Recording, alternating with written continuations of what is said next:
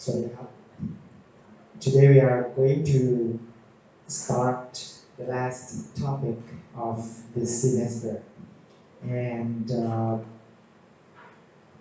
this is about providing credit to your customers.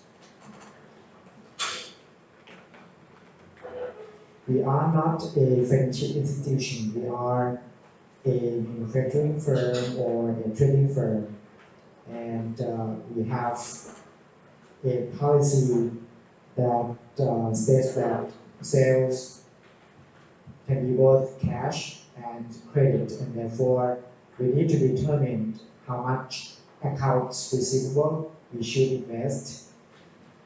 We should have some concepts in order to determine that this is the best or the optimal credit policy that we should use.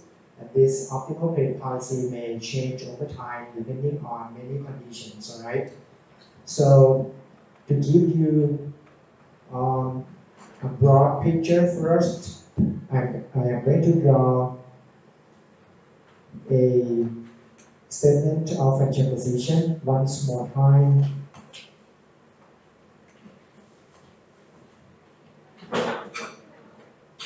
The last two lectures are focused on the working capital management.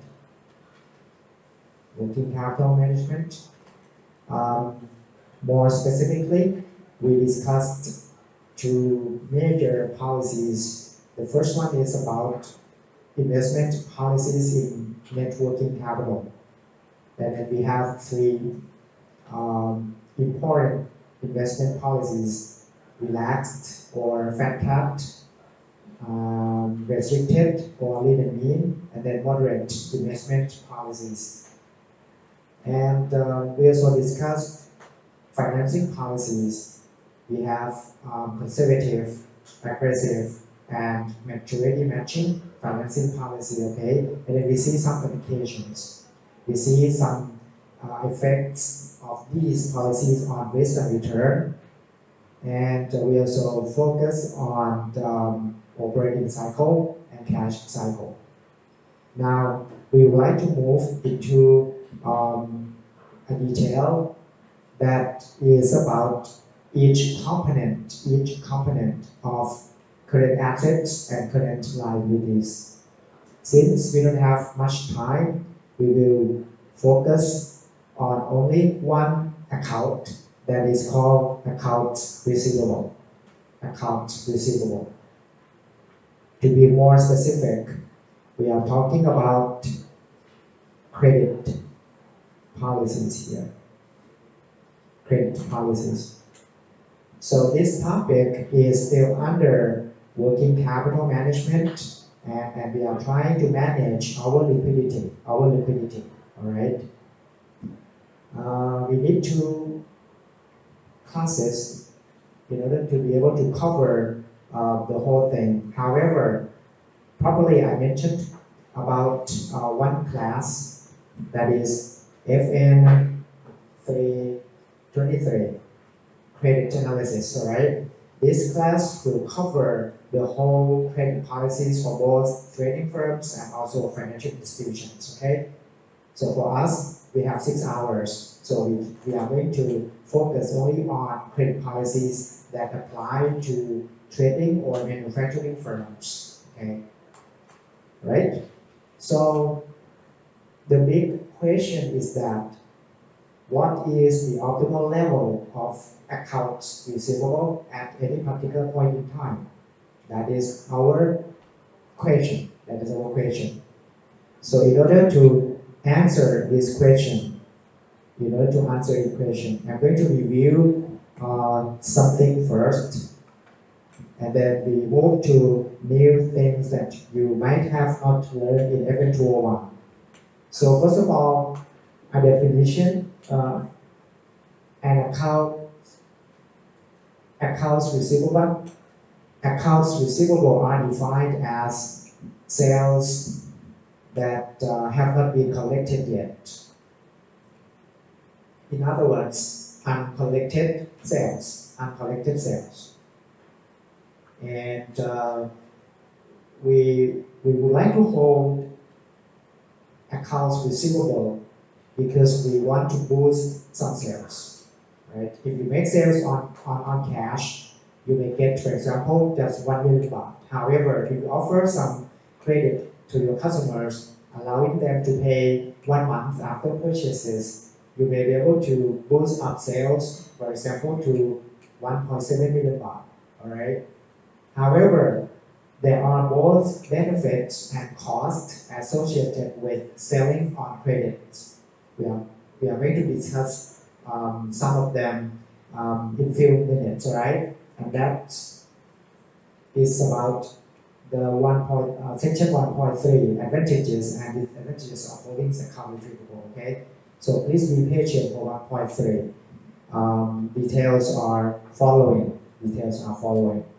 Now, for review, we should be able to calculate the average amount of investment in account receivables. For example, Flip Inc. sales on terms of 210 net 30. Total sales for the year are 8 million baht. You forecast that 60% of the customers pay on day 10 and 10 discounts, and the rest pay on day 40 after the purchases. Here, if you have only this information, you should be able to find the average collection period or days sales outstanding or average account receivable days. So the first question asks you to find this one. ARD or DSO or average collection period. All the names appear in lecture note 5.1. Probably you have seen these already, but in this lecture note, I use days sales outstanding the most. So this is very simple. Days sales outstanding can be calculated by the proportion of your customers who pay on day 10, right? That's 60%. So 0.6 times 10 days plus 0.4 times 40 days. So if you would like to get some, if your customers want to get some cash discounts, they should pay on day 10, not days 9, 5, or 0, okay? Similarly, for customers who do not want to get cash discounts, should pay on day 40, but not other days, because this is the best for them. So your day sales outstanding or account receivable days are therefore 22 days. 22 days. And B, when you know the account receivable days, you can now calculate the average amount of accounts receivable. So on average, AR is equal to credit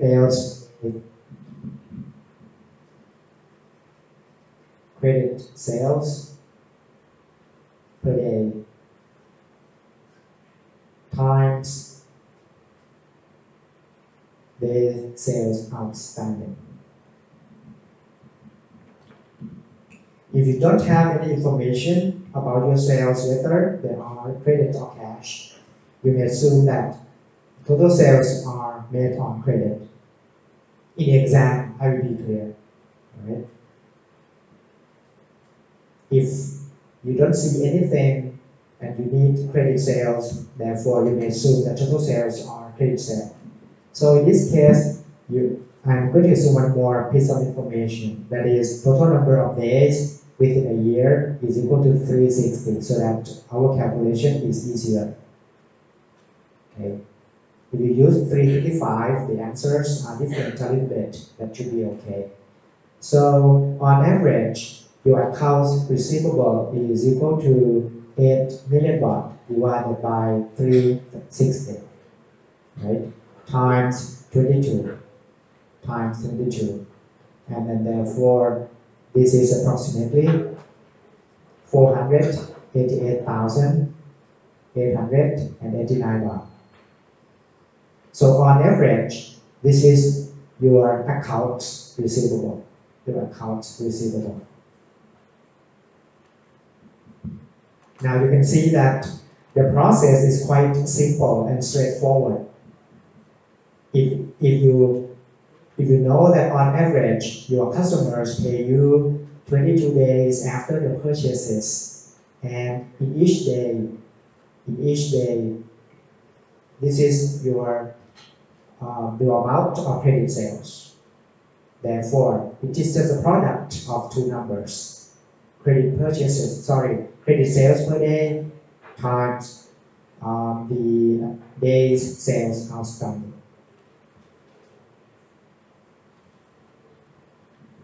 Keep in mind that if you don't make credit sales at all, you can get this amount in cash. You can get this amount in cash, and therefore you can invest this amount of cash faster. Or you can take a look at this number from a different perspective. If you don't have cash at all on hand, but you make credit sales, therefore you cannot get this amount in cash. You don't have cash, so you need to borrow some money. If you borrow some money, then you have to pay some interest. All right? That is called the cost of financing accounts receivable. We are going to discuss this in details after the break, all right? Hopefully. So you can see that if you have a large number of accounts receivable, your capital is tied up in accounts receivable. And then we call this an investment, okay? So the larger the amount of accounts receivable, the larger the cost of carrying accounts receivable.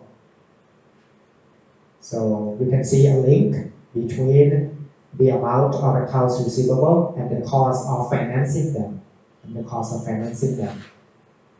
That is one type of cost associated with accounts receivable. Now, take a look at question C. You can see that what will happen if you can reduce the average days sales outstanding. If you can reduce the sales outstanding, you can see that you can squeeze some cash out of this account. Okay, so in C, what would happen to the average amount of receivables if the firm toughen up on its collection policy, with the result that all non-discount customers pay on day 30? So we assume that the customers who want to take the cash discounts pay on day 10. So your new day sales outstanding is equal to 0.6 times 10 days, plus 0.4 times 30 days now. So on average, your day sales outstanding will reduce to 18 days, and therefore your new average accounts receivable is equal to 8 million per day, divided by 360, right, times 18 days. Therefore, this is equal to 400,000 baht. And then you can see that part of the accounts receivable, almost 100,000 baht, right? Before, after. So you can get some cash if you toughen up your collection policy here. And therefore, money that you have to spend on accounts receivable will be smaller. And then you are going to pay a low amount of the cost of carrying accounts receivable. Right? I keep talking about the cost of carrying accounts receivable. You will see this type of expenses soon. Now,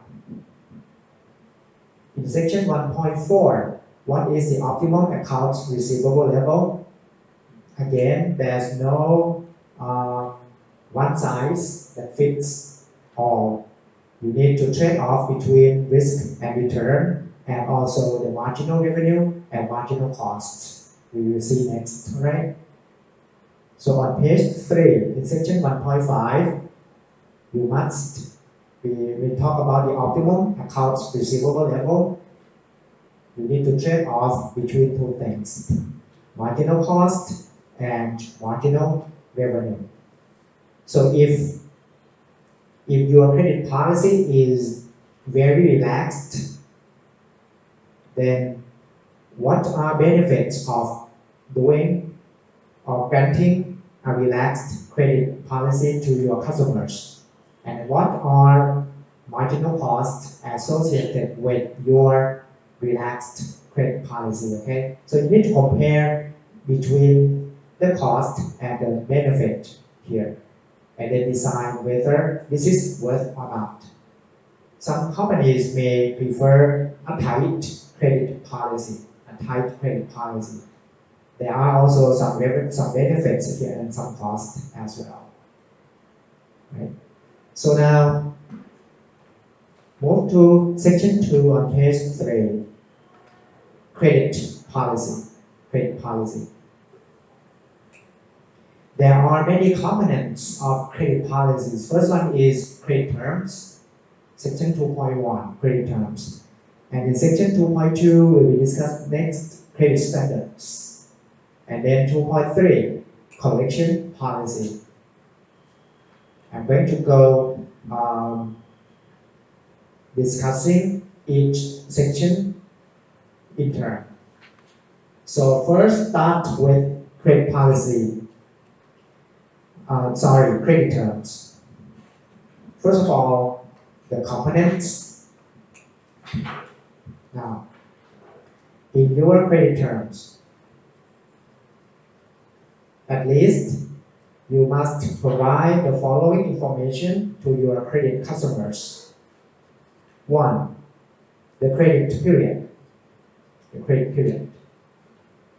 This is the length of time you allow your credit customer to pay without any cash discount. This is the average length of time you allow your customer to pay without offering any cash discount. For example, 30 days after purchases. Second, sometimes you offer the cash discount. So you should tell your customers how much in a percentage you will discount. You give discount to them if they pay early. Examples will follow, right? And number 3, you should also specify the cash discount period.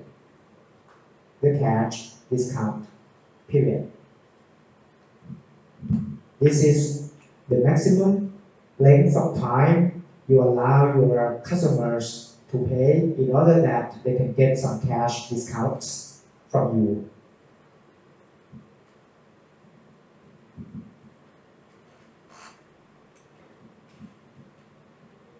Examples.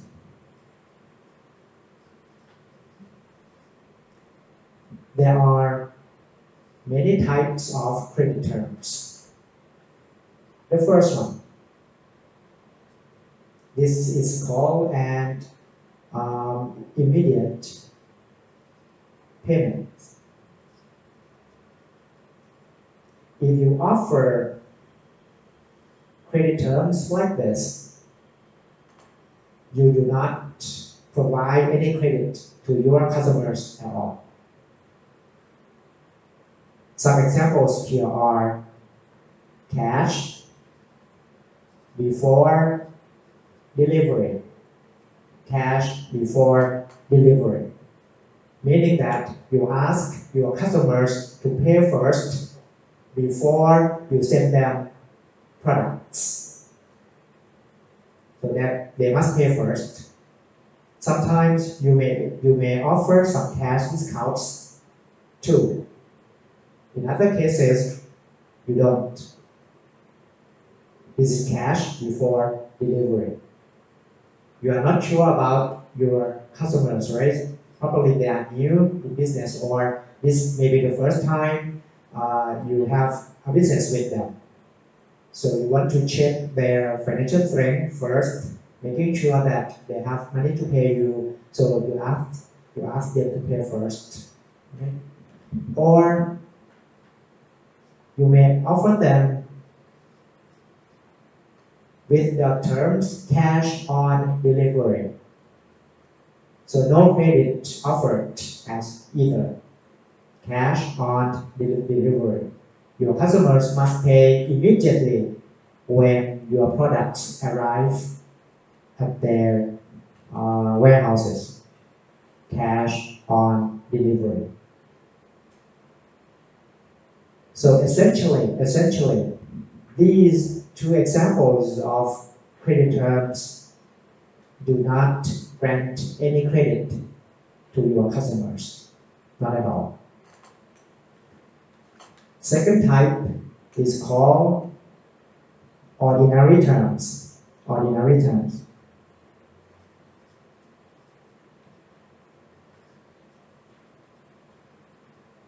Probably you know this already from ACU 201. I have two examples. The first one without cash discount, net 30, or N/30. So if you offer this type of credit terms to your customers, it means that, let's say today is November 1st. So if your customers buy on the first day of November, they must pay by the end of the month. That is by November 30th, right? 30 days. Starting from the date on the invoice, all right? So 30 days. If you offer some credit, some cash discounts, for example, 2% if they pay on day 10, not beyond day 10, or else they must pay by day 30. So if this is the case, then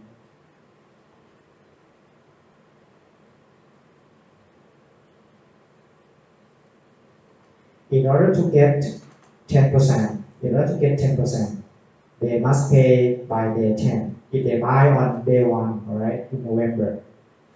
So if your customer pay on day 10, 2% discount will be offered.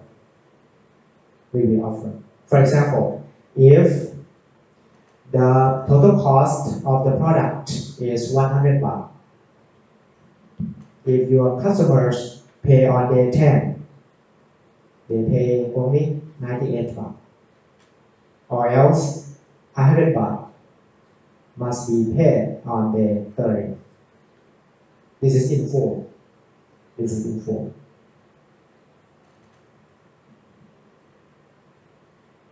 Please make a note, however,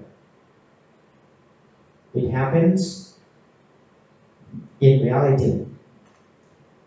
There are customers who pay late, meaning that after 30 days, there are some past due accounts, and that creates some problem because it is likely that past due accounts may result in bad debt losses. Right? If you don't make an effort to collect the money, then these customers may not pay you at all. may not pay you at all. That's one thing, that bad debt losses may occur. Another thing is that if your customers do not pay on time, it is not just your additional effort that you have to put in, it's also additional cost. We call that collection expenses, because you have to find some ways, and those ways may incur some additional cost in order to get money from your past due accounts. Okay. Third, monthly billings.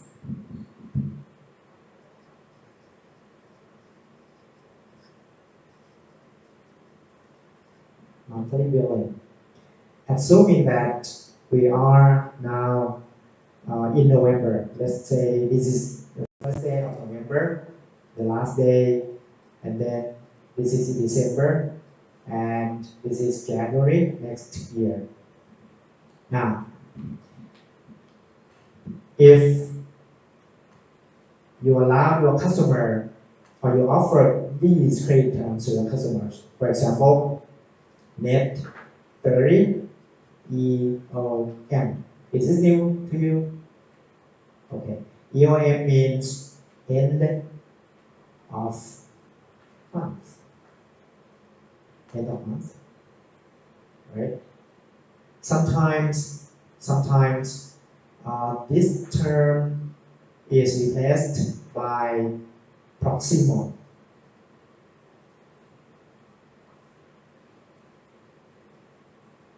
Meaning next.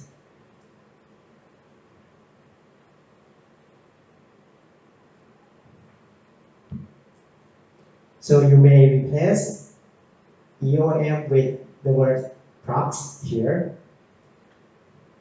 but a more prevalent one is EOM. So if you offer your customers these credit terms, you allow your customers to buy in November anytime, starting from the first day of November. But the first day that you start to count the payment, you start to count for the payment is November 30th, the last day of November. Okay, the last day of November.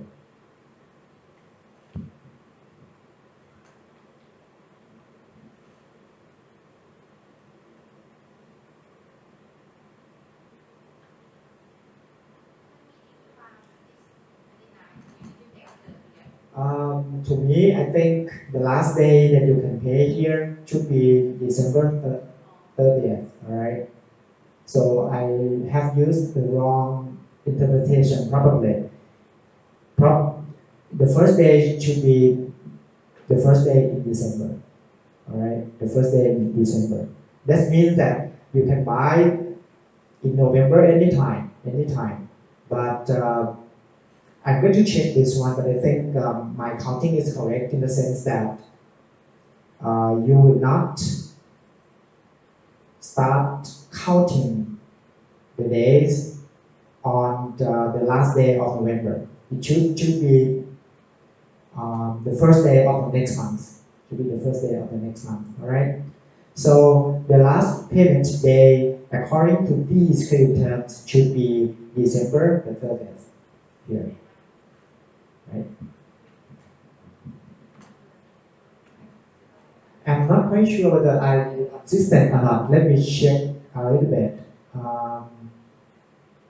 We are going to have a seasonal dating as well.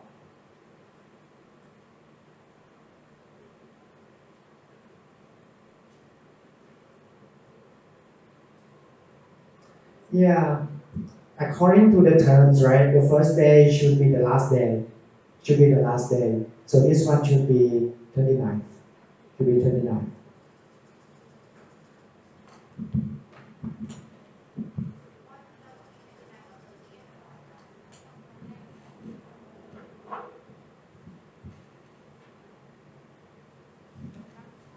Anyway, I'm going to recheck this one.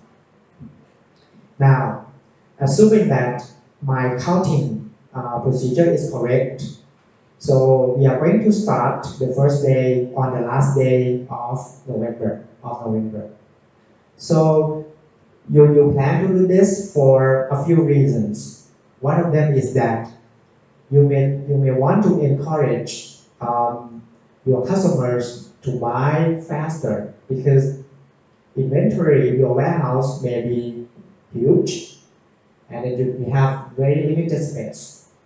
So you just want to sell them fast by boosting your sales. You therefore offer a longer period for your customers to pay. And in this case, make sure that you have enough money to support a long DSO, right? Because your accounts receivable will be very, very large, assuming that all of your customers come to you and buy on the first day of November. That means that actually you grant 2 months, right? You grant 2 months to your customers to pay approximately, right? So if you buy on the first day of November and then they pay on December 29th, that means that total number of days are approximately 2 months. So even if you give net 30 days here, actually the net credit period is 30 plus 30, 60 days. Now, what if there is also a discount, for example, 1/10 net 30 EOM. Now, if this is the case, then the last day that your customers can pay in order to get 1% discount is December the 9th.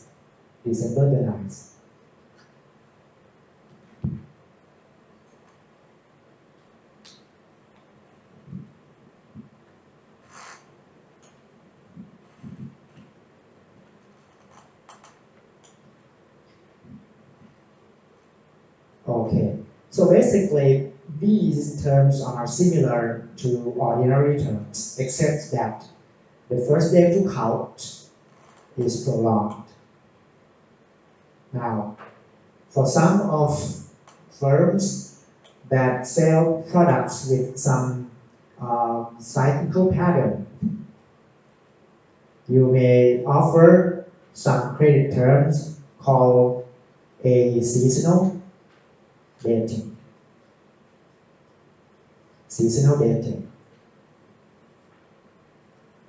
For example, if you sell some greeting cards or sweaters, something like this, you see that there are seasons for both products, right?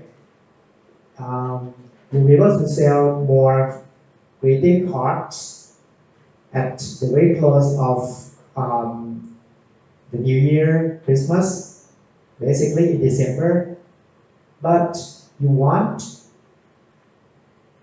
to get the products out of your warehouses or your store more quickly.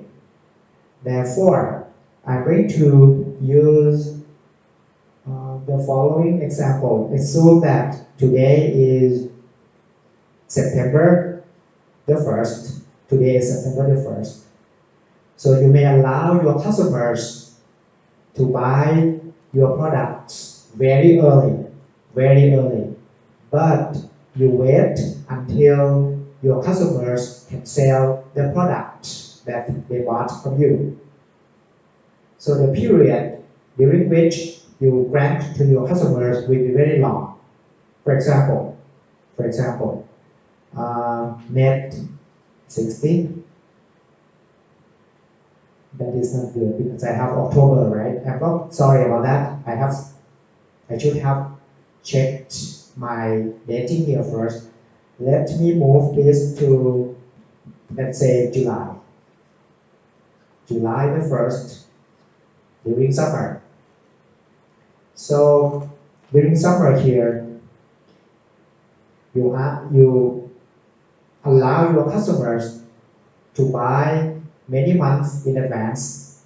Let's say this is July, August, September, October, November. Okay.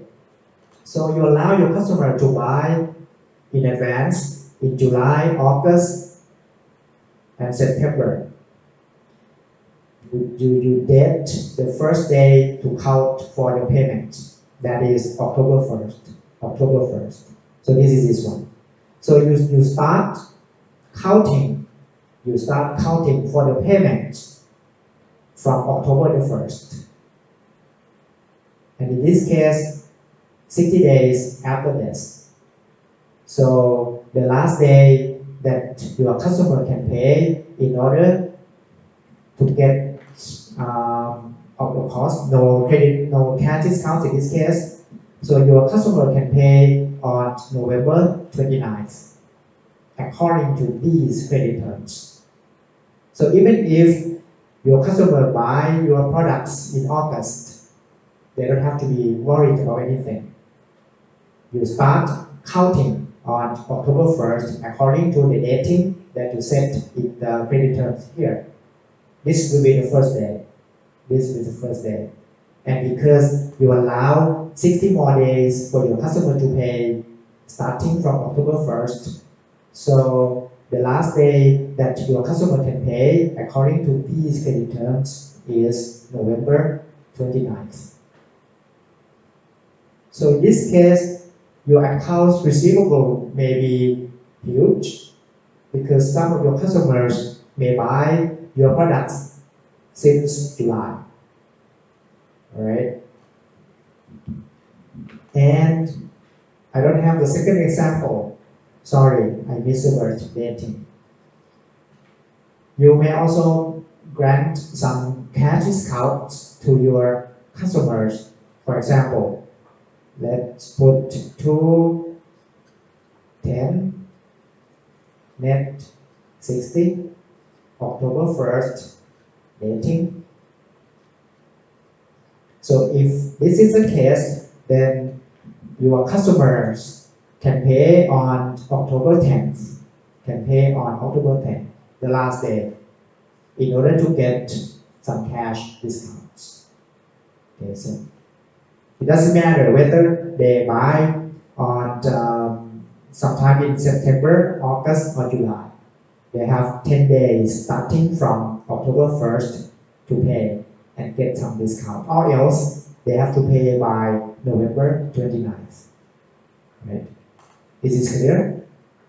So there are many types of credit terms, and usually we see the second type, the most ordinary terms, with or without cash discounts. Next one, credit standards, section 2.2 on page 4. Credit standards.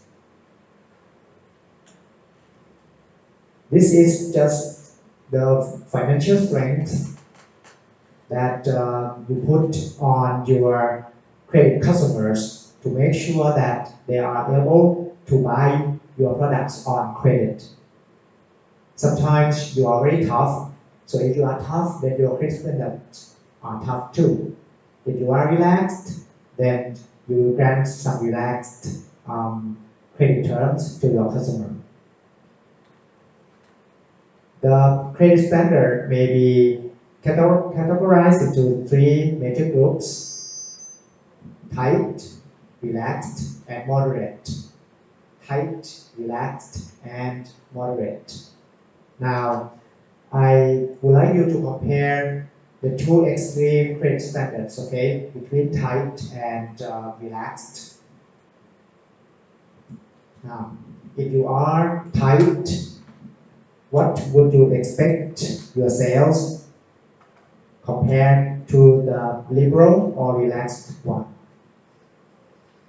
Your sales, this is tight, right? And then this liberal. The sales will be higher, right? Comparatively, this one will be lower. Wrong. This one will be lower.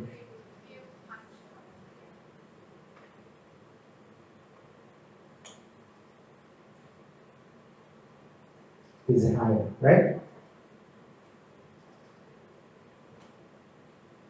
So if you are very tight, you will not allow your customers to pay on credit much. Most will be cash, or if credit sales are allowed, the credit period will be very short.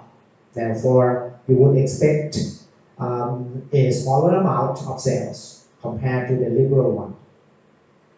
How about the amounts of accounts receivable? Which one should be higher, tight or liberal? Liberal. So this one is lower. Next one, bad debt losses. Other things constant.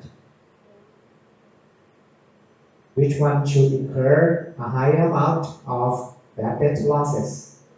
Liberal. Okay. Next, credit analysis expenses. Credit analysis expenses. Which one? Liberal will be higher. Are you sure?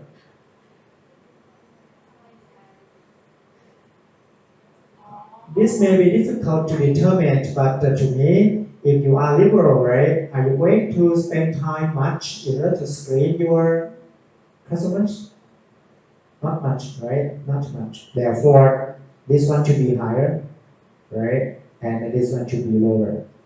But if you have some other reason to counter argue this conclusion, that should be okay.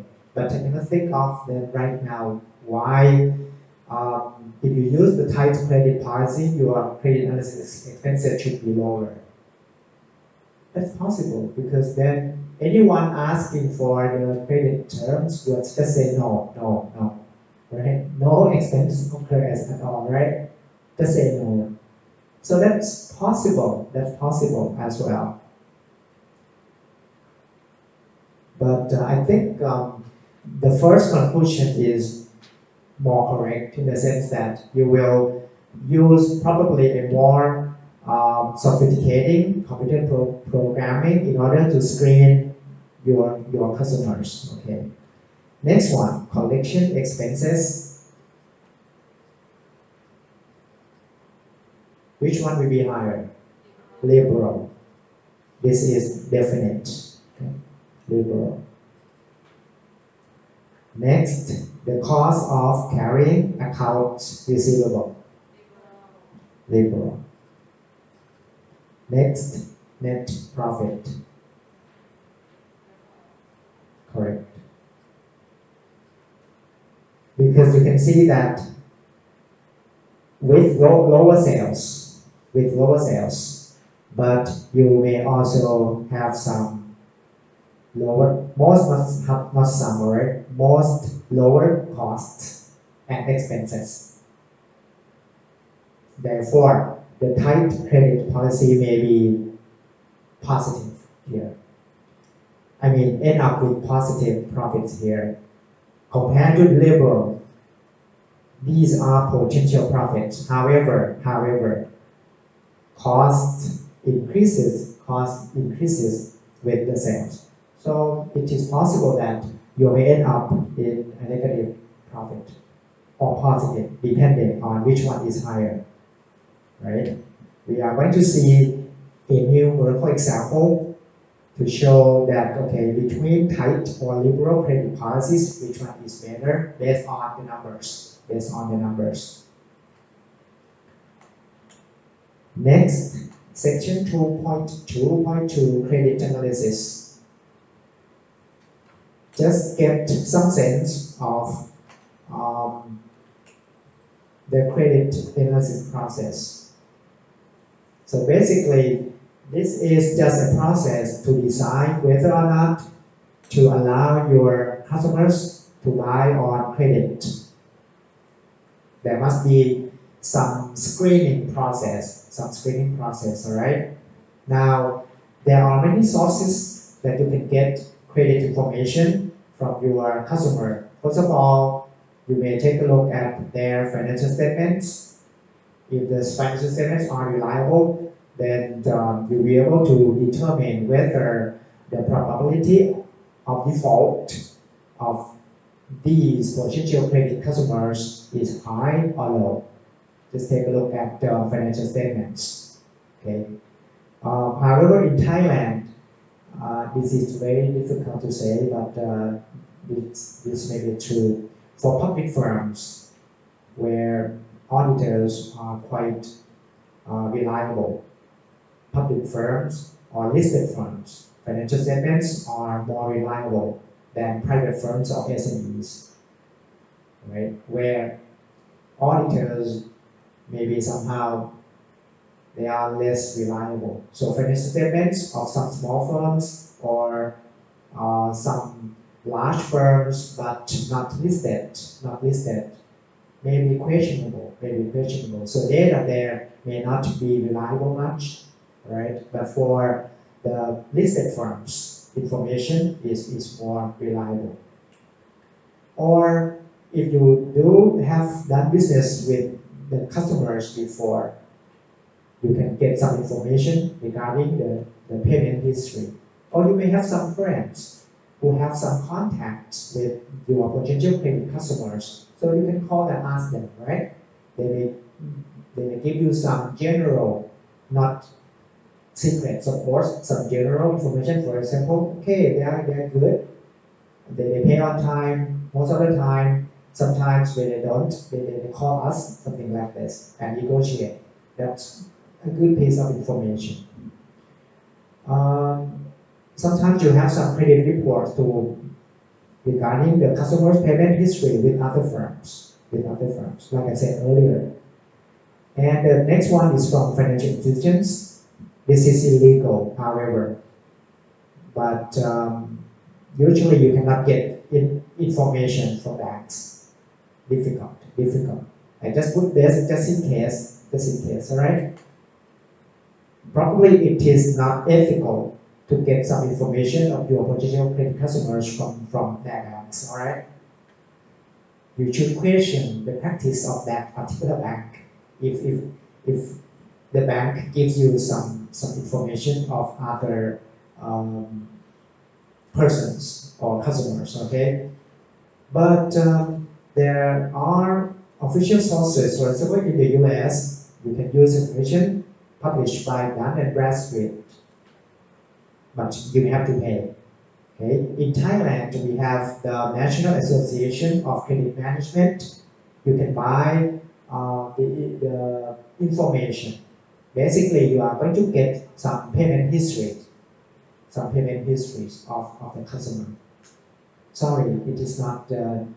For Thailand, the institution is called National Credit Bureau.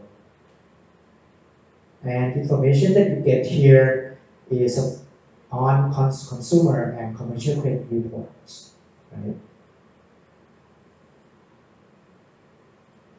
Later, when you graduate, and then you borrow some money here in Thailand, probably twice or once a year, you are going to get your credit report of yourself by mail, saying that during this month, your credit status is okay, nothing is wrong. So I saw mine in the past, and everything is fine. So I think that for some people who do not make the payments on time, probably information may say that late payment, something like this, or default, something like this. So you can get some information from the National Credit Bureau, but you need to pay for the information. Now, in general, we are going to use 5+1 C's in order to give a qualitative score. The first component is your customer's character. So basically, this is your customer's willingness to meet credit obligations. It is your customer's willingness to meet credit obligations. And it is very difficult to determine whether your customers are honest or not. Difficult.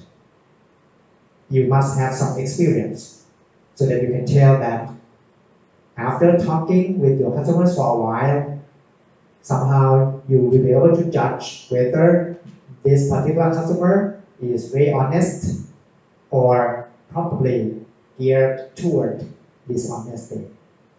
Alright? You can get some sense after talking with them.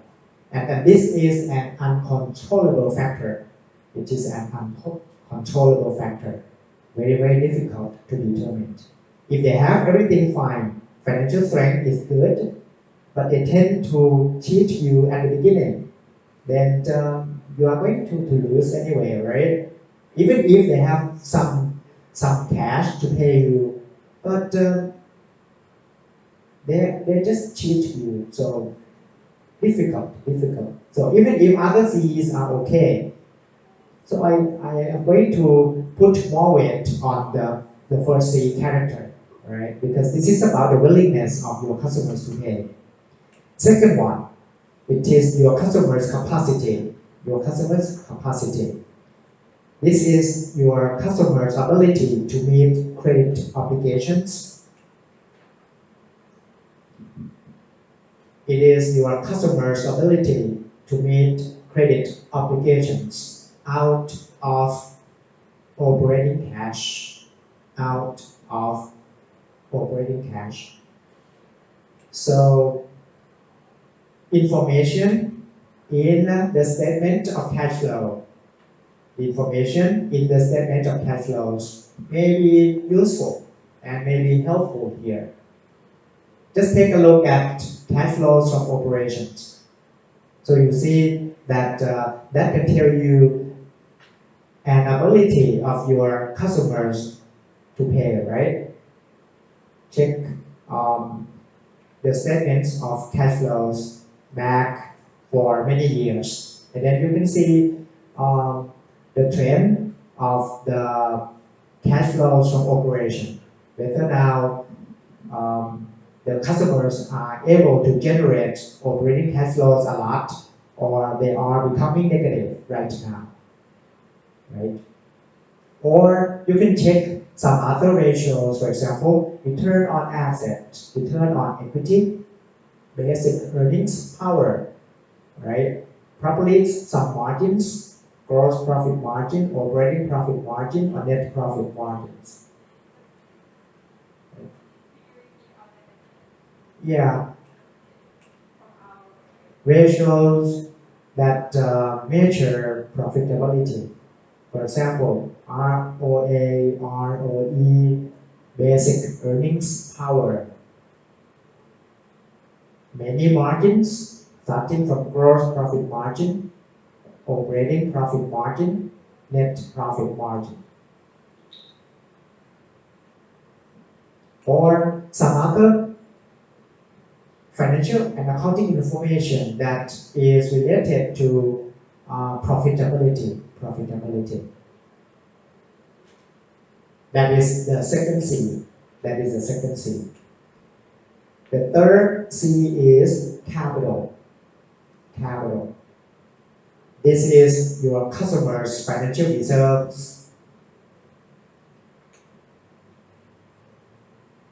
For example, equity. That is assets, right? Minus liabilities. So you can check the amount of owner's equity, or some ratios like debt ratio, total debt ratio, or debt equity ratio. Take a look whether the net worth of your customers is huge or small. The net worth of the customers. That's capital. Sometimes assets, the size of assets is helpful too, because if the firm is large, right, then this means that they grow steadily. But you cannot just rely on the size of the firm alone, because part of the asset may be financed by high proportion of debt.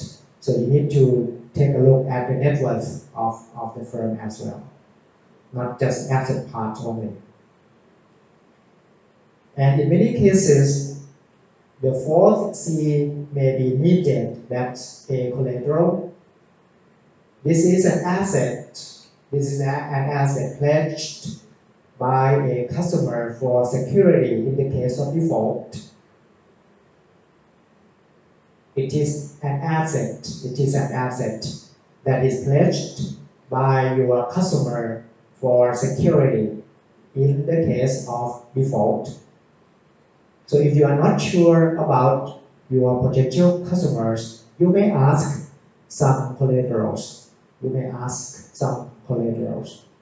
So if they don't pay, you can squeeze the asset and then sell it in the market, and at least you can redeem some part of the sales.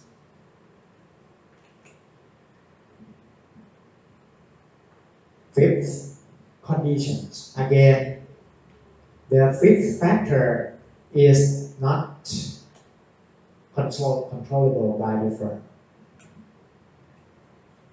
This is about the general economic conditions in the customer's line of business.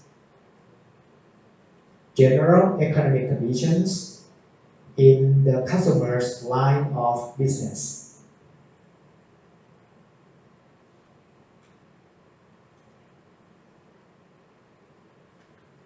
Think about a situation where the oil price drops dramatically. If that is the case, there is a problem with the oil producing, all right, and oil refinery firms, for example. That's just particular to one particular industry. Or there's a recession. If there's a recession, then all firms are affected. Okay.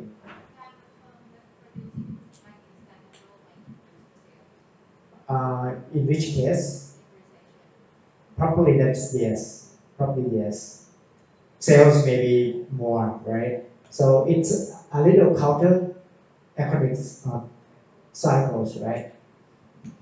And plus one, when you trade, when you make sales in the international markets, you may have to take a look at the last year as well country, because business practices in many countries may be different, right?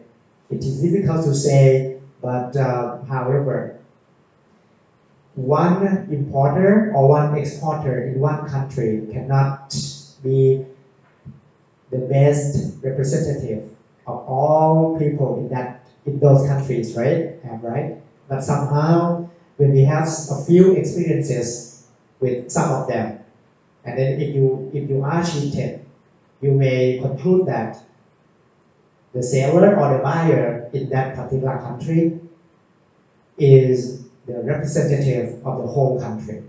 And therefore, your trading partners will have some behavior like that. Okay, this is like stereotyping the business partners. Okay, so if you have some business with some businessmen in a particular region, you may try to, for example, you do not want to sell on cash. If you don't want to sell on cash, you need to sell on credit. If you need to sell on credit, then you do not trust your buyers, for example. If you don't trust your buyers, then some commercial banks may come into the picture. Okay, so you ask your customer to pay, for example, by using the bill of exchange or apps, right? So in this case, commercial banks come in because buyers do not trust sellers, traders do not trust buyers, especially in some countries. So country is important as well. But for us in this course, just 5 C's are more than enough. Character, okay, capacity, collateral, what else? Conditions, and capital. And then two factors that are uncontrollable are conditions and character. Now, after qualitative screening, you may come up with some quantitative score. So you try to give points for each credit customer. So essentially, you try to determine a probability of default of your potential credit customers. The probability of default, right? There are many techniques that we can use. One of the most popular techniques is called multiple discriminant analysis. This is very similar to a regression analysis. Let me draw you a two-dimensional graph.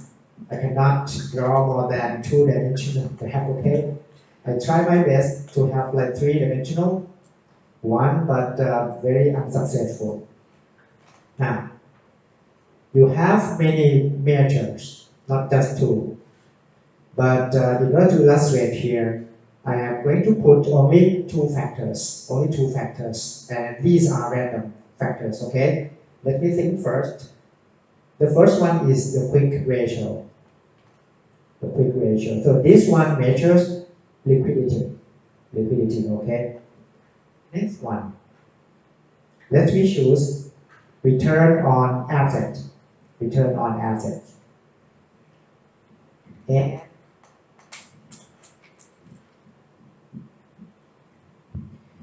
you gather the data of your customers in the past by choosing two ratios, and then you plot the graph like this. Let me think again.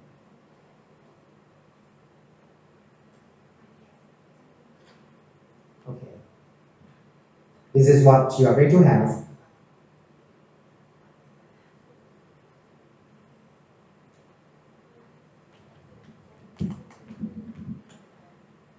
The graph separate into two groups, this group and this group. So you try to draw one line that separates your customers into two major groups. This line, of course, discriminates between customers that did not default in the past and those that went bankrupt in the past.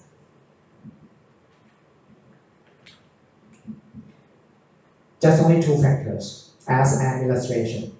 And you are going to see that there is a relationship between two ratios and default or not default events. For firms that survive, return on asset is high, and quick ratio is also high. But for those who did not survive, quick ratios were low, return on assets were low too. However, there are some outliers. For example, there may be two firms that the quick ratio is very low, but return on asset quick ratio is low but return on asset is low. But this firm survived. It is still in business. It is possible, but this is an exception. This is an exception. Or there may be some firms whose ROA is very high and quick ratio is high too, but they went bankrupt. This is possible too. But this type of firms should be, the total number of the firms like this should be small. Should be small. Okay. One difficult thing about trying to do this is that the samples that fall into the default group may be small. Just only a few firms fall into this category, where the sample in the second group is very large. Sometimes you cannot generalize your conclusion because the sample in the first group here is too few, maybe like 4 firms, okay, where you have like 100 firms here. So if that is the case, you must be careful. Okay, here I assume that we have large numbers of sample size here in both groups, all right? So if you have one more factor, you can put the third factor into the analysis. But now I told you earlier, it is difficult for me to draw a 3-dimensional graph, all right? So I showed you only 2. This is called a multiple discriminant analysis. Multiple discriminant analysis, okay? And therefore, you come up with one expression. For example, look at this one. This is an example of a discriminant function. You have 4 variables times interest earned. This measures the ability of the credit customer to pay interest out of operating income, right? And then the quick ratio, and then the debt ratio, and the last one, total number of years in business. So if the age of the firm is long, that means that it is a good sign. They still survive, right? They still survive. So this one is an important factor as well. And assuming that you put more than 4 factors into the analysis, and these are only 4 factors that are significant statistically. Take a look at the coefficient. The score will be 3.5 times interest earned. That means that if this ratio is high, the score will be high, because the ability for the firm to pay the obligations is high too, right? So the sign of the coefficient will be positive. This is similar to the quick ratio. This measures liquidity, right? So if quick ratio is high, liquidity will be high, which means that firms are able to pay short-term obligations. And the coefficient is plus 10. However, if the firm borrows a lot, that means that the probability of default will be high. Therefore, the coefficient for the debt ratio is negative. The higher the leverage, the lower the score, because the higher the default probability. Plus, if you are in business for a long time, that means that you have some strength. Therefore, the score is positive for years in business, right? So these are based on past data. These are based on past data. For example, you got the following coefficients like this. Now, you want to evaluate one of your customers right now. You are assuming that history repeats itself. History repeats itself.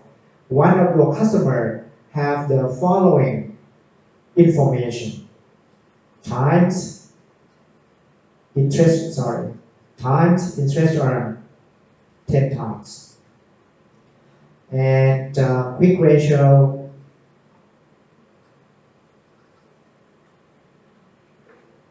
1 time. And debt ratio 40%. 40%. Years in business 20 years. Therefore, the score according to this discriminant function is equal to 3.5 times 10 plus 10 times 1 minus 35 times 0.4 plus 1.3 times 20. So you have 35 plus 10 minus 10 plus 26. Am I correct? So the score will be 61. Okay, the score will be 61. You don't know whether this number is small or large. You must have a reference or a benchmark. You must have reference or a benchmark. For example, you may have the following benchmark. If the score is less than 40, the credit is very poor. This is poor credit. Poor credit. You should not sell on credit to your customers, to this customer, right? I am assuming that the score is between 40 and 50. This is the average credit risk, average credit. You may call this category a poor credit or a poor credit risk, similar. Or this one, average credit or average credit risk. And if the score is above 50, this is categorized into a good credit. So if this is the case, 61 is falling into the third category. So it is okay because now your customer has, your customer is very, not very, but yeah, of course you can say very financially strong, very financially strong according to your score. However, please keep in mind that data are based on history, and it's impossible that your customers in the future or today may behave differently than those in the past. It is possible, but at least you can have some quantitative measure, all right, in order to screen your customers. So if this happens, then other factors constant, you should extend the credit to this customer, right? Properly. If you are not sure that you don't want to offer the full credit to this customer, partial credit may be granted in this case. All right, and the following models are based on discriminant analysis as well. This is the oldest model called the Z-score family. The Z-score family. And the first model was published in 1968 by Altman in the Journal of Finance. This is one of the best financial journal for financial researchers, okay? And here are the coefficients, all right? Take a look at, okay, before that, I'm so sorry, I'm rushing myself. Almond collected data of firms in the US, and all the firms are non-financial. So excluding banks, financial institutions, and so forth, right? So all firms are industrial firms. And then he did what I just showed you earlier, like this. But instead of 2 factors, he used more than 2. Okay, many factors. What is left in the model is presented here. Only 5 factors with no intercept, all right? The first factor, measure liquidity. That is a proportion between working capital and total asset. So this first factor measures liquidity. So you can see that the coefficient is positive, right? 1.2. The second factor may measure capital, right? Retained earnings over total asset.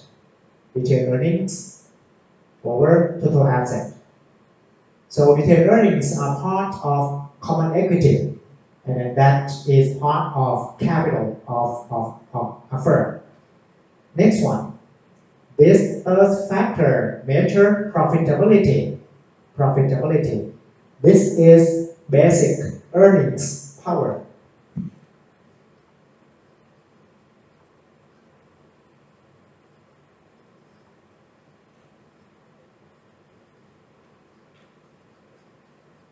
Dividing EBIT by total asset, all right? This ratio is called basic earning power, or return on asset. Definition 2.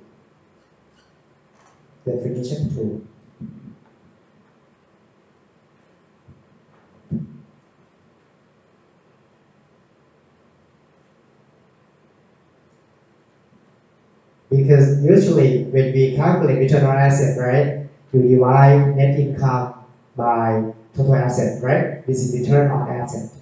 This is the most common definition of return on asset. This one is like a second definition. So you can call this ratio return on asset or just basic earnings power. You can see that we ignore cash flows from financing activities. We just would like to measure the ability of the firm to generate operating income. Of course, this is an accounting profit. It is not a cash flow. However, if cash flows and accounting profit have some correlation, then EBIT is a good proxy for operating cash flow, right? So this measures profitability. And the fourth one. This is just market capitalization over total liability.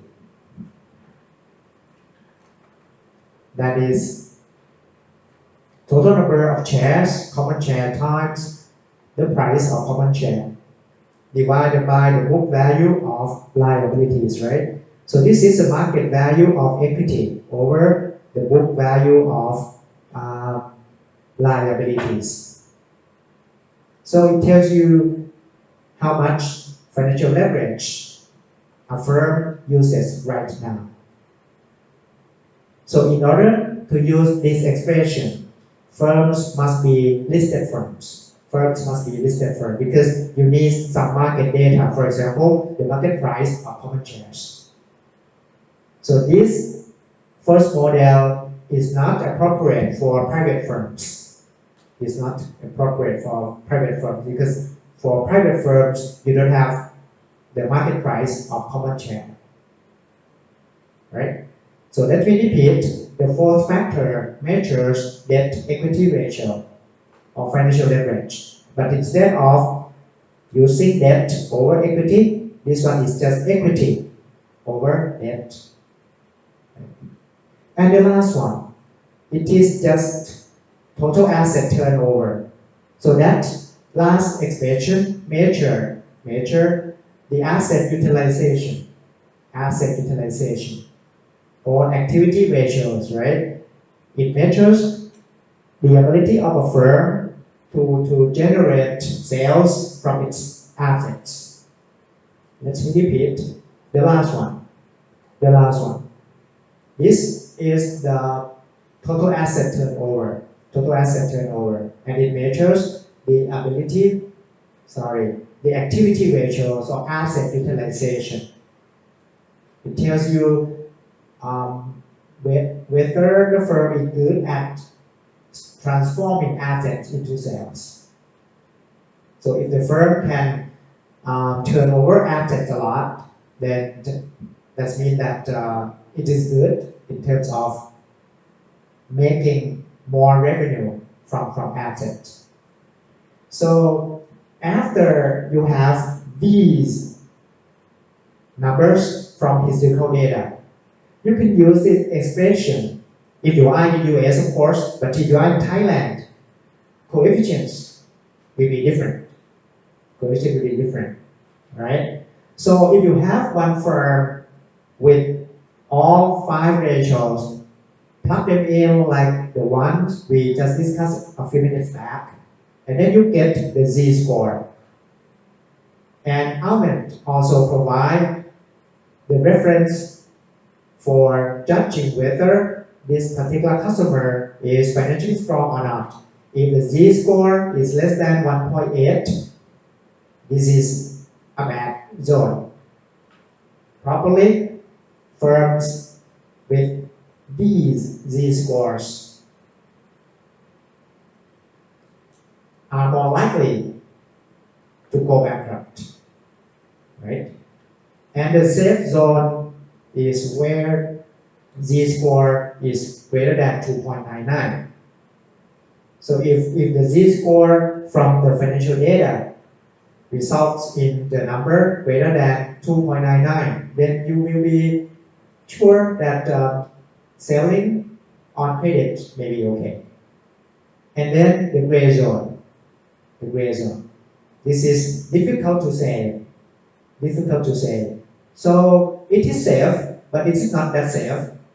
So you may allow your customers to buy on credit, but the maximum amount that you allow may be limited, not 100%. For example, if they require to buy for 500,000 baht, you may just give them partial amount. For example, maybe half of 500,000 baht.